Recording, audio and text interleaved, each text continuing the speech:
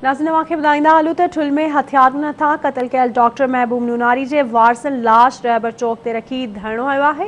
इन हवाले सां वीडियो लिंक ते मौजूद आहे हफ़ीज़ सुमरो। जी हफ़ीज़। जी बिल्कुल 8 ॾींहं अॻु गुंजा ऐं नूनारी बिरादरी जे बिंदुरुनि में तार लॻाइण जहिड़े दौरान ज़ख़्मी थियल जेको डॉक्टर आहे अहमद नूनारी उहो फौत थी वियो आहे। उनजे वारसनि लाश रखी रबर जो धरणो आहे, ठुल जेका रोड ब्लॉक करे छॾियो आहे। उन सां ॻाल्हि ॿोल कंदासीं त पुलिस हिन ताईं जांच ऐं गिरफ़्तार लाइ कहिड़ा क़दम खणी सघी आहे। 9 ॾींहं कोई भी कदम न खयो आहे, न एसएचओ पैसा वठी करे बिल्कुलु माण्हू छॾे ॾिना आहिनि। नाइंसाफ़ी आहे, इंसाफ़ असां सां कयो वञे। असांजी एसपी खे गुज़ारिश आहे त महिरबानी करे जवाबदार डॉक्टर जा पकड़िया वञनि। जवाबदार गिरफ़्तार न थियो आहे। माल हुननि जो ॿ ढगियूं मारे आया, उहे बि पैसनि ते छॾे ॾिनो। हिकु ॿ माण्हू छॾे उहे बि ईअं पैसा वठी छॾे ॾिनो। हिनमहिल ताईं का पुलिस न आई आहे न कुझु। 3 खून थिया आहिनि। डॉक्टर साहब सां गॾु गॾु हिकिड़ो नौजवान भट्टी बि क़तल थियो आहे, हिकिड़ो ज़ख़्मी थियो आहे।